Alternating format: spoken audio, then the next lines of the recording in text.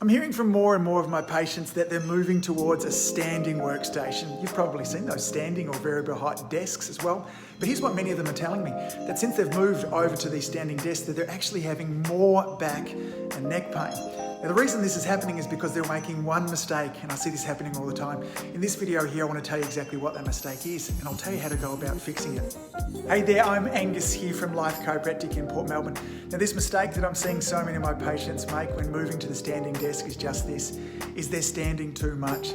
It takes time for your body to get used to standing up all day.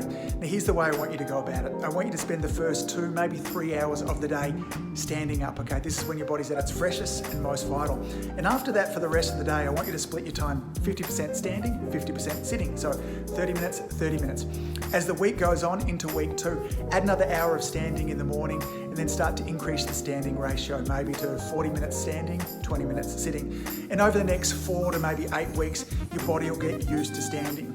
Now, in the long run, a standing environment, a standing workstation is much, much better for your back and your neck, but it does take a little bit of time to get used to, okay?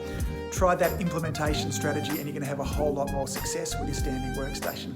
Hey, if you've got a friend or a loved one who's having problems with their standing workstation, tag them down beneath here so they can watch this video, learn from it too. Till next time, Angus here from Life Chiropractic in Port Melbourne. See you all soon.